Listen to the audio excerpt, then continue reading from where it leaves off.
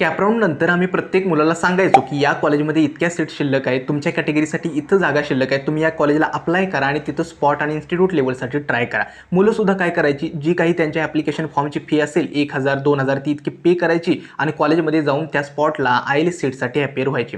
आता व्हायचं असं की ह्या सीट्सचं सेटलमेंट आधीच झालेलं असायचं, म्हणजे आधीच या सीट्स कॉलेजने डोनेशनसाठी विकून टाकलेल्या असायच्या आणि जी बिचारी मुलं, कित्येक मुलं लांबून येऊन पुण्यामध्ये आपल्या नातेवाईकांच्या इथे काही भाड्याने वगैरे तिथं राहायची, ते स्पॉट ॲडमिशन्स व्यवस्थित ॲडमिशन मिळेल या आशेने थांबायची आणि कॉलेजमध्ये गेल्यावर ते बसवून ठेवायचे आणि कॉलेजवाले नंतर सांगायचे की या सीट्स आमच्या आधीच भरलेल्या आहेत आणि आमचं स्पॉट राऊंडसुद्धा कंडक्ट झालं आहे. अशी केसेस भरपूर 2 वर्षापूर्वी घडत होत्या आणि हे झालेलं आहे. CET सेलच्या ज्यावेळी ह्या गोष्टी लक्षात आल्या की मुलांकडून ॲप्लिकेशन फॉर्मची फी 1,000 2,000 रुपये हे जमा करतायत, परंतु सीट्स आहेत त्या आधीच वगैरे विकून टाकतायत. मग CET सेलने काय केलं, लास्ट इयरपासून सगळे रूल्स आहेत ते स्ट्रिक्टली फॉलो करायला सांगितले. म्हणजेच काय, सगळी प्रोसेस ट्रान्सपरंट मॅनरनं करायला सांगितली, त्यांच्या ॲडव्हर्टाइजमेंट व्यवस्थित पब्लिश करायला सांगितल्या आणि त्यानंतर प्रोसेस कंडक्ट करायला सांगितली. त्यामुळे ही जी प्रोसेस आहे ना कॅपराऊंड नंतरची, ती थोडी कॉम्प्लिकेटेड करून ठेवली होती. मग आजचा जो व्हिडिओ बनवतोय ना, तो यासाठी बनवतोय की ही जे कॅपराऊंडचे रूल्स गेल्या वर्षीपासून CETने चेंज केले आहेत ते काय आहेत आणि या वर्षीसुद्धा थोडेफार चेंजेस एक्सपेक्टेड आहेत, ते सुद्धा मी सांगणार आहे. तर सगळ्यांना नमस्कार, मी संदीप मिलके. खरं तर गेली 5 ते 6 वर्षे ही काउन्सिलिंग प्रोसेसमध्ये अशा कित्येक केसेस आहेत. म्हणजे आम्ही इथं ओरडून सांगत असतो की तुम्ही स्पॉटला इतक्या कमी पर्सेंटेजला मिळतं, इथं मिळतं, परंतु कॉलेज लेवलला काय होतं, अशा गोष्टी घडतात की त्या मुलांनासुद्धा म्हणजे सांगणं अवघड असतं की डोनेशन थ्रू वगैरे सीट्स विकून टाकणं, आणि हे सगळीकडे सर्रास अजूनसुद्धा चालू आहे. ठीक आहे. त्यामुळे जी काही आपल्याला मोठ्या मोठ्या गोष्टी दाखवल्या जातात की PICTमध्ये कमी पर्सेंटेजला मिळाले, VITला, परंतु बॅकएंडला ना काहीतरी वगैरे या गोष्टी होत असतात. ठीक आहे. असू देत. आजचा जो व्हिडिओचा टॉपिक आहे तो आहे या वर्षीचे कॅपराऊंडचे रूल्स. लक्षात ठेवा, हा व्हिडिओ आत्ता बनवण्याचं कारण म्हणजे काय, कॅपराऊंड्स आता काही दिवसांनी स्टार्ट होणार आहेत. या गोष्टींची थोडीफार तुम्हाला बेसिक आयडिया हवी आणि शक्य तेवढे जेवढे काही कॉम्प्लिकेटेड रूल्स गेल्या वर्षी CETने आणले आहेत ते खूप सोप्या भाषेत मी समजावून सांगायचा प्रयत्न केला आहे. व्हिडिओ काळजीपूर्वक बघा. जर समजला नसेल तर अजून एकदा तुम्ही बघू शकता. एवढं आहे की या व्हिडिओनंतर जे काही कॅपराऊंडचे रूल्स आहेत, जे सगळे रूल्स मी या व्हिडिओमध्ये कव्हर केले आहेत आणि विशेष म्हणजे काय तर लक्षात ठेवा, हे रूल्स याच्यामध्ये यावर्षीसुद्धा थोडेफार चेंजेस होऊ शकतात. तर सगळ्यांना पुन्हा एकदा नमस्कार. सुरुवात करूया आजच्या या नवीन व्हिडिओला.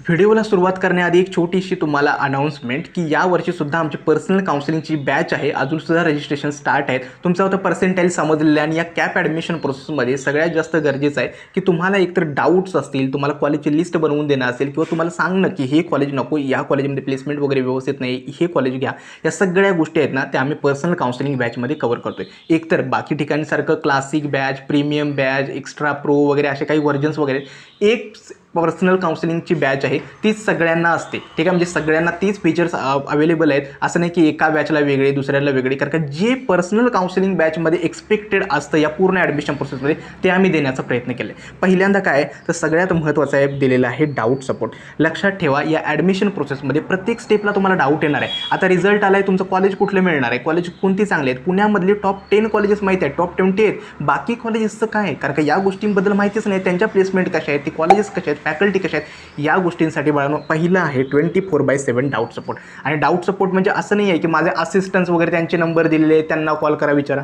माझा एक पर्सनल नंबर तुमच्यासोबत शेअर केलेला असतो. पूर्ण ॲडमिशन प्रोसेसमध्ये कधीही काही डाऊट आला डायरेक्टली तुम्ही कॉलवरती मला विचारू शकता. ठीक आहे. दुसरा आहे पर्सनलाइज कॉलेज लिस्ट. आता तुमचं पर्सेंटाईल, कॅटेगरी, तुम्हाला कॉलेज ब्रँच कुठे हवे यानुसार तुमची जी पर्सनल कॉलेजची जी लिस्ट आहे ती तुमच्याशी आणि तुमच्या पेरेंट्सशी आधी डिस्कस करून कोणते ऑप्शन चांगले आहेत, कुठले बेटर आहेत, हे सगळं तुमच्याशी डिस्कस करूनच तुमची जी लिस्ट आहे ती आम्ही बनवतो. ठीक आहे. तीच तुम्हाला ऑप्शन फॉर्ममध्ये भरायचे. तिसरं आहे लाईव्ह सेशन्स. म्हणजे विचार करा, CETच्या प्रत्येक स्टेपनुसार आता जशी ही प्रोसेस स्टार्ट होते, कॅप रजिस्ट्रेशन असेल, डॉक्युमेंट व्हेरिफिकेशन असेल, ऑप्शन फॉर्म फिलिंग असेल, कॉलेज ब्रँचचं सिलेक्शन असेल, फ्रीज बेटरमेंट फ्लोट, या सगळ्यांसाठी आमच्या झूम मीटिंग्स होतात ज्याच्यामध्ये तुम्हाला form filling related complete guide केले जातं. त्यामुळे ॲडमिशन प्रोसेसमध्ये कुठेही तुम्हाला काही अडचण येत नाही. त्यानंतर हे स्पॉट राऊंड्स आणि इन्स्टिट्यूट लेवल सीट्स, म्हणजेच कोणत्या कॉलेजमध्ये किती सीट्स वॅकंट आहेत, की तुम्हाला कुठं अप्लाय केलं पाहिजे, तुमच्या पर्सेंटाईलवरती चान्सेस कुठं आहेत, इन्स्टिट्यूट लेवलची ओपनिंग्स कुठे आहेत, या रिलेटेड तुम्हाला माहिती दिली जाते. आणि first year engineering guidance support, म्हणजे तुमचं फक्त ॲडमिशन झालं म्हणजे आमची जबाबदारी संपत नाही. फर्स्ट इयरला सुद्धा कोडिंग कसं करायचं, करायचं, CGPA कसा मेंटेन करायचा, महाडीबीटीचे स्कॉलरशिपचे फॉर्म कसे भरायचे, त्या रिलेटेड माहिती दिली जाते. आता ज्या मुलांना एनरोल करायचं आहे ना, डिस्क्रिप्शन बॉक्समध्ये मी आणि कमेंट बॉक्समध्ये मी रजिस्ट्रेशन फॉर्मची लिंक दिली आहे. लवकरात लवकर रजिस्ट्रेशन करून घ्या, कारण का ही ॲडमिशन प्रोसेस आता आमचीसुद्धा मीटिंग स्टार्ट वगैरे होत आहेत. त्यामुळे लवकरात लवकर एनरोल नक्की करा. तुमच्या पर्सेंटेजला जे काही महाराष्ट्रातलं बेस्ट इंजिनिअरिंग कॉलेज आहे ते मिळवून द्यायचा प्रयत्न करू. आता काउन्सिलिंगचे चार्जेस वगैरे किती आहेत, तर फक्त मी एकच बॅच आहे आणि ज्याचे चार्जेस पूर्ण ॲडमिशन प्रोसेस म्हणजे 2500 इतके चार्जेस आहेत. ठीक आहे, रजिस्ट्रेशन फॉर्ममध्ये पूर्ण डिटेल्स वगैरे दिले आहेत, नक्की एनरोल करा. ठीक आहे, आता येतो व्हिडिओच्या मेन कंटेंटवरती की कॅपराऊंडचे रूल्स काय. लक्षात ठेवा, पहिल्यांदा फ्लो काय आहे तो समजून घेऊया. आता जसा आपला CETच्या दुसऱ्या अटेम्प्टचा रिझल्ट डिक्लेअर झाला की एकतर आपलं पहिल्यांदा 7 ते 8 दिवसानंतर काय होते, कॅप प्रोसेस स्टार्ट होते. मग कॅप प्रोसेसमध्ये काय असतं, पहिली स्टेप असते cap registration plus document verification. ठीक आहे, या स्टेपमध्ये काय करतात तर तुम्हाला परत एकदा एक ॲप्लिकेशन फॉर्म भरावा लागतो कॅप ॲडमिशन प्रोसेसमध्ये. कारण का सगळ्या मुलांना ज्यांचा रिझल्ट लागला आहे ते काही सगळेच कॅप ॲडमिशन प्रोसेसमध्ये येत नाहीत. काही मुलं IIT NITला ऑलरेडी जातात. त्यामुळे कॅप रजिस्ट्रेशन आणि डॉक्युमेंट व्हेरिफिकेशन ही पहिली स्टेप असते, ही जवळजवळ 10 ते 12 दिवस चालते. त्यानंतर काय होतं तर तुम्हाला जशी तुमचं हे व्हेरिफिकेशन कंप्लीट होतं त्यानंतर तुमची एक मेरिट लिस्ट येते, प्रोव्हिजनल मेरिट लिस्ट येते, त्यात तुमच्या रँक्स वगैरे समजतात. परत त्यांची फायनल मेरिट लिस्ट येते आणि त्यानंतर आपला पहिला कॅप राऊंड चालू होतो, ज्याला बोलतात ऑप्शन फॉर्म फिलिंग. ठीक आहे, ऑप्शन म्हणजेच काय, कॉलेजेसचे चॉईसेस आपल्याला भरायचे असतात. ठीक आहे, मग हा जो ऑप्शन फॉर्म असतो तो मला वाटतं कॅप रजिस्ट्रेशन आणि डॉक्युमेंट व्हेरिफिकेशन ॲप्रॉक्सिमेटली 1 महिन्याने स्टार्ट होतो. त्यामुळे वेळ भरपूर आहे आपल्याकडे. असं नाही की लवकर कॅप निकाल लागला आणि दुसऱ्या दिवशी कॉलेजेस भरायचे आहेत. खूप डिले ही प्रोसेस होत असते, त्यामुळे वेळ आपल्याकडे. मग यालाच बोलतात option form filling for CAP round 1. आता हा ऑप्शन फॉर्म फिलिंग म्हणजेच काय तर तुम्हाला काय करावे लागतात, CETच्या तुमच्या लॉगिनमध्ये जावं लागतं आणि तिथं लॉगिनमध्ये गेल्यानंतर तुम्हाला तुमची कॉलेजेसना चॉईसेस निवडावे लागतात, ते सिक्वेन्सने अरेंज करावे लागतात आणि सबमिट करावे लागतात. यालाच बोलतात ऑप्शन फॉर्म फिलिंग. ठीक आहे, आता हे कॅपराऊंडचे रूल्स ना इथून स्टार्ट होतात. ठीक आहे, मग काय होतं, समजा आता पहिल्या कॅपराऊंडची समजा मी कॉलेजेस भरली, त्यानंतर काय होतं, एक कॉलेज तुम्हाला अलॉट होतं. मग उदाहरणार्थ सांगतो, समजा मी 10 कॉलेजेसची लिस्ट एक भरली असेल. समजा मी 10 कॉलेजेसची एक लिस्ट भरली असेल. ठीक आहे, मग CETचं सॉफ्टवेअर काय करतं तर याच्यामधून तुम्हाला ना 4 पॉसिबिलिटी आहेत. समजा एखादं तुम्हाला कॉलेज मिळालं. ठीक आहे, या 10 कॉलेजेसमधून एक कॉलेज तुम्हाला मिळाले. ठीक आहे, आणि ते समजा पहिल्या प्रेफरन्सचं कॉलेज असेल. म्हणजे मी जी काही 10 कॉलेजेसची नावं टाकली होती त्याच्यापैकी पहिल्या प्रेफरन्सचा जो ऑप्शन असतो, ऑप्शन म्हणजे प्रेफरन्स म्हणजे काय तर कॉलेज प्लस ब्रँच. उदाहरणार्थ COEP कम्प्युटर सायन्स आणि इंजिनिअरिंग हा असते पहिला ऑप्शन. दुसरा काय आहे COEP ENTC. मग ठीक आहे, हा जर ऑप्शन मला मिळाला उदाहरणार्थ, ठीक आहे, पहिल्या नंबरचा ऑप्शन जर मिळाला तर त्याला म्हणतात ऑटो फ्रीज. ठीक आहे, त्यामुळे ऑटो फ्रीज ज्यावेळी आता मी इथून पुढे बोलेल, लक्षात ठेवा, ज्यावेळी माझ्या कॉलेज लिस्टमधलं पहिल्या प्रेफरन्सचा ऑप्शन किंवा कॉलेजचा चॉईस मला जर मिळाला तर त्याला म्हणतात माझं कॉलेज ऑटो फ्रीज झालं. मग या केसमध्ये तुम्हाला काय करावं लागतं, त्याच कॉलेजमध्ये जाऊन तुम्हाला ॲडमिशन कन्फर्म करावं लागतं, तुम्हाला पुढच्या कॅपराऊंडमध्ये जाता येत नाही. ठीक आहे, दुसरा ऑप्शन काय आहे की समजा या पहिल्या ऑप्शनखेरीज तुम्हाला इतर कुठलाही ऑप्शन मिळाला. ठीक आहे, मग तुमच्याकडे ऑप्शन्स काय, तुमच्याकडे 2 ऑप्शन्स राहतात. एक आहे फ्रीज आणि दुसरं आहे बेटरमेंट.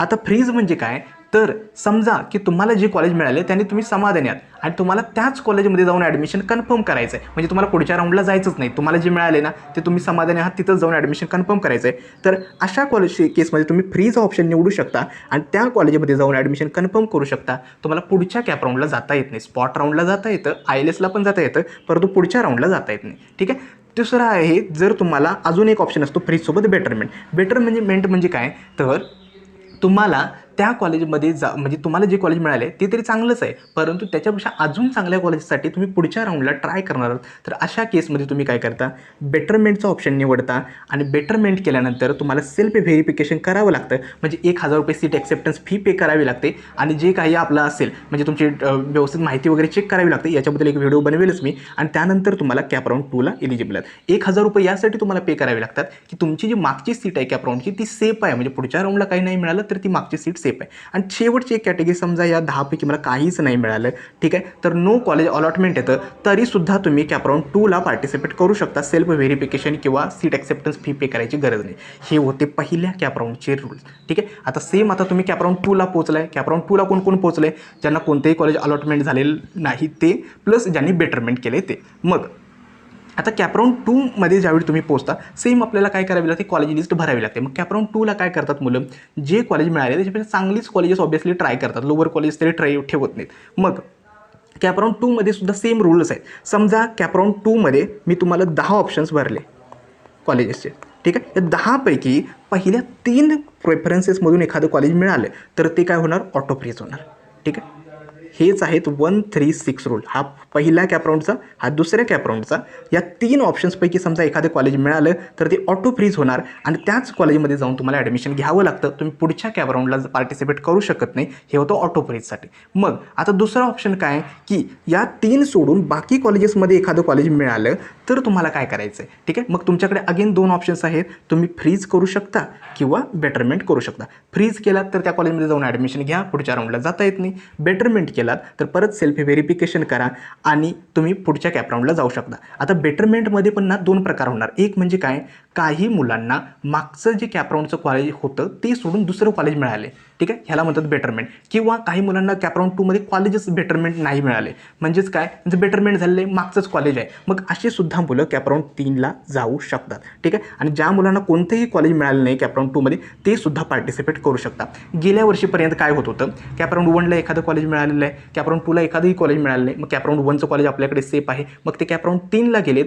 तर त्यामध्ये फी भरावी लागत नाही. परंतु यावर्षी हा रूल मे बी चेंज होऊ शकतो. अजून ते ऑफिशियल नाही आहे. ज्यावेळी CETची ऑफिशियल ब्रोशर येईल त्यावरून आम्हाला समजतं की हा रूल चेंज झालेला आहे. त्यावेळी यावेळी ते मे बी 1,000 किंवा 2,000 रुपये अगेन तुम्हाला पे करावे लागू शकतात, ठीक आहे.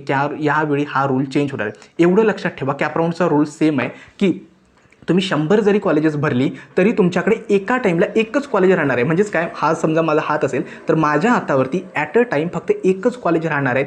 एखादं कॉलेज मला नवीन मिळतं, मागचं कॉलेज ऑटोमॅटिकली कॅन्सल होणार, नवीन कॉलेज माझ्या हातात राहणार. हा रूल सिम्पल आहे, ठीक आहे. म्हणजे माझ्या हातामध्ये फक्त ॲट अ टाईम एकच कॉलेज राहणार. नवीन कॉलेज आलं, मागची सीट कॅन्सल, जे आहे तेच, ठीक आहे. समजा आता नवीन कॅपराऊंडमध्ये काहीच नाही भेटलं तर मागची सीट आहे ना ती सेफ राहणार. हा असतो कॅपराऊंड 2चे सगळे रूल्स. आता येतो कॅपराऊंड 3ला. कॅपराऊंड 3ला कोण कोण एलिजिबल आहे, ज्यांनी कॅपराऊंड 2मध्ये बेटरमेंट केलेलं आहे, ज्यांना कॅपराऊंड 2मध्ये काहीच अलॉटमेंट नाही झालेलं आहे, ते सगळे कॅपराऊंड 3मध्ये येतात. आता कॅपराऊंड 3मध्ये सुद्धा मी काय केलं, सपोज मी 10 कॉलेजेसची लिस्ट टाकली. या 10 कॉलेजेसपैकी पहिल्या 6 मधला जर एखादं कॉलेज ऑप्शन मला मिळाला तर या 6 पैकी तर ते ऑटो फ्रीज होणार आणि मला तिथंच जाऊन ॲडमिशन कन्फर्म करावं लागणार. म्हणजे ही मुलं डायरेक्ट त्या कॉलेजमध्ये जाऊन ॲडमिशन कन्फर्म करतात आणि तिथं तुम्हाला जाऊन ॲडमिशनच घ्यावं लागतं, ठीक आहे. दुसरं आहे की या 6 पैकी तुम्हाला एखादं दुसरं कॉलेज कोणतंही मिळालं, 6 पैकी कॉलेजेस सोडून, आणि ते वाटलं की ते कॉलेजमध्ये तुम्हाला जाऊन ॲडमिशन कन्फर्म करायचं आहे, मग ती मुलं काय करतील, फ्रीज हा ऑप्शन निवडतील आणि त्या कॉलेजमध्ये जाऊन ॲडमिशन कन्फर्म करतील, ठीक आहे. समजा त्यांना वाटलं की नाही मला अजून कॅपराऊंड 4ला ट्राय करायचं आहे, मग ती काय करतील, अगेन बेटरमेंट करतील आणि पुढच्या राऊंडला कॅपराऊंड 4ला पार्टिसिपेट करतील, ठीक आहे. आता याच्यामध्ये काय होतं, जर तुम्हाला मागची सीट जर सेफ ठेवायची असेल ना, गेल्या वर्षीपर्यंत अगेन पैसे वगैरे चार्ज करत होते, यावेळी अगेन ते 2,000 किंवा 3,000 रुपये चार्ज करणार आहेत, ठीक आहे. हे कन्फर्म नाही आहे, परंतु सांगतोय पॉसिबिलिटी की ते चार्ज करणार आहेत, ठीक आहे, पुढच्या राऊंडला जाण्यासाठी. जेणेकरून ते काय करतात, पुढच्या राऊंडला जाणाऱ्या मुलांची संख्या आहे ना ते रिड्यूस करत जाणार, ठीक आहे. हा एक बेटरमेंटचा एक रूल यावर्षी चेंज होऊ शकतो. आणि अगेन जर काहीच बेटरमेंट नाही झालं, ठीक आहे, तरी काहीच कॉलेज अलॉट नाही झालं तरीसुद्धा तुम्ही कॅपराऊंड 4ला पार्टिसिपेट करू शकता. लक्षात ठेवा, सेम रूल बेटरमेंटचा आहे की कॅपराऊंड 3ला समजा तुम्हाला काहीच नाही मिळालं, कॅपराऊंड 2चं कॉलेज होतं, कॅपराऊंड 2चं तुम्ही घेऊन कॅपराऊंड 4ला जाऊ शकता. कॅपराऊंड 3ला नवीन कॉलेज नाही मिळालं, कॅपराऊंड 2ला पण मिळालं नव्हतं, कॅपराऊंड 1चं कॉलेज आहे ते घेऊन तुम्ही कॅपराऊंड 4ला जाऊ शकता, ठीक आहे. आता येतो कॅपराऊंड 4ला. कॅपराऊंड 4 हा आपला फायनल कॅपराऊंड असतो. याच्यामध्ये समजा तुम्ही 10 कॉलेजेस भरले असेल, ठीक आहे, जे काही कॉलेज अलॉट होते ते आता ऑटो फ्रीज होणार. म्हणजे हा फायनल कॅपराऊंड आहे. इथं जाऊन तुम्हाला ॲडमिशन कन्फर्म करावं लागतं, कारण पुढचे राऊंड नाही आहे, त्यामुळे जे काही होतं तेच कॉलेज मिळणार. आता याच्यामध्ये पॉसिबिलिटी कशा असतात सांगतो. समजा कॅपराऊंड 3मध्ये तुम्ही लिस्ट भरली असेल, ठीक आहे, आणि त्या लिस्टमध्ये एखादं कॉलेज मिळालं, ते ऑटो फ्रीज झालं, तिथे जाऊन ॲडमिशन करायचं आहे. या लिस्टमध्ये एकही कॉलेज नाही मिळालं, त्यावेळी मागचं जे काही कॉलेज तुमच्याकडे होतं रिसेंटली कॉलेज, मग ते कॅपराऊंड 3चं असू देत किंवा कॅपराऊंड 2चं असू देत किंवा कॅपराऊंड 1चं असू देत, ते कॉलेज ऑटो फ्रीज होणार आणि तिथं जाऊन ॲडमिशन कन्फर्म करावं लागणार, ठीक आहे. हा रूल ना थोडा कॉम्प्लिकेटेड आहे. आता सिम्पली एवढं लक्षात ठेवा की माझ्याकडे मी जसं सांगितलं की हातावर ॲट अ टाईम एकच कॉलेज राहणार आहे, ठीक आहे. मग कॅपराऊंड 4ला मला काहीच नाही मिळाले, मग माझं लेटेस्ट मागचं जे कॉलेज होतं मग ते कॅपराऊंड 3चं होतं असेल तर कॅपराऊंड 3मध्ये जाऊन ॲडमिशन कन्फर्म करायचं, कॅपराऊंड 2 असेल तर ते जाऊन ॲडमिशन कन्फर्म करायचं, ठीक आहे. मग ऑटो फ्रीज करण्याआधी सेल्फ व्हेरिफिकेशन करावं लागतं आणि तुम्हाला जाऊन कॉलेजमध्ये ॲडमिशन कन्फर्म करावं लागतं. तुम्ही स्पॉटसाठी इलिजिबल आहात, इन्स्टिट्यूट लेवलसाठी सीटसाठी सुद्धा एलिजिबल आहे. आय होप तुम्हाला ही प्रोसेस आहे ना ती समजली असेल. थोडं कॉम्प्लिकेटेड आहे, परंतु मी काय करेल, जसं ही प्रोसेस स्टार्ट होईल ना, अगेन याच्यावरती इन डिटेल अजून एक व्हिडिओ बनवेल, जेणेकरून ॲडमिशन प्रोसेसमध्ये काहीही अडचण येणार नाही. ठीक आहे, आय होप तुम्हाला हे समजलं असेल. महत्त्वाचं हा रूल आहे की सपोज मी 10 कॉलेजेसची नावं भरतोय, तर CETचं सॉफ्टवेअर काय करतं, पहिल्या प्रेफरन्सपासून चेक करत येतं. ठीक आहे, त्याला वाटलं की इथं त्याला मॅच होते कट ऑफ, हे कॉलेज तुम्हाला अलॉट करून टाकतं. त्याच्या खाली जी कॉलेजेस आहेत ते चेक पण नाही करत. हा रूल आहे. त्यामुळे कॉलेज लिस्ट भरताना अशी बनवावी लागते की एखादं कमी कट ऑफचं कॉलेज वरती यायला नको, नाही तर काय होईल, ते कॉलेज अलॉट होईल आणि चांगली कॉलेजेस खालची आहेत ते चेकच नाही होणार. असं भरपूर ठिकाणी होतं बाळांनो. आता हे काउन्सिलिंगच्या प्रोसेसमध्ये आम्ही कॉलेज लिस्ट बनवताना विशेष काळजी घेतो का ऑटो ब्रीज तुमचं होऊ नये, तुमची कॉलेज लिस्ट व्यवस्थित सगळी स्कॅन व्हावी, जे चांगलं पर्सेंटाईलचं कॉलेज आहे ते व्यवस्थित मिळावं, लोअर पर्सेंटाईलचं कॉलेज वरती येऊ नये, त्याचे कॉलेज कोड्स कारण का ह्या प्रत्येक कॉलेजला ना कोड असतात. ठीक आहे, असे कोड असतात आणि ते काय होतं, एकाच कॉलेजच्या DY पाटीलचे बघाल ना भरपूर कॅम्पस आहेत, मग मुलांना समजत नाही, त्यांना दिसतंय ते कॉलेज ते पिकअप करतात आणि लिस्टमध्ये टाकतात आणि अशा केसेसमध्ये आपल्याकडून चुका होतात. त्यामुळे कॉलेजचे जे कोड्स असतात, मी लिस्टमध्ये तरी हे सगळ्या गोष्टी ॲड करून देतो, जेणेकरून मुलांचे कॉलेज कोडसुद्धा आहेत ना करेक्टली ॲड केलेले असतात, त्यांना काही कन्फ्युजन होत नाही. ठीक आहे, आय होप तुम्हाला हे कॅपराऊंडचे रूल्स समजले असेल. फक्त 2-3 रूल्स चेंज होणार आहेत यावर्षी. मे बी जे तुमचे सीट ॲक्सेप्टन्स फी जी आहे पे करायची, तो रूल चेंज होऊ शकतो. ठीक आहे, आय होप तुम्हाला ही प्रोसेस समजली असेल. जे काही डाऊट्स असतील या कॅप राऊंडच्या रूल्सबद्दल ते कमेंटमध्ये कळवा, मी नक्की रिप्लाय देईल. आजचा हा व्हिडिओ मी इथेच थांबवतो. धन्यवाद.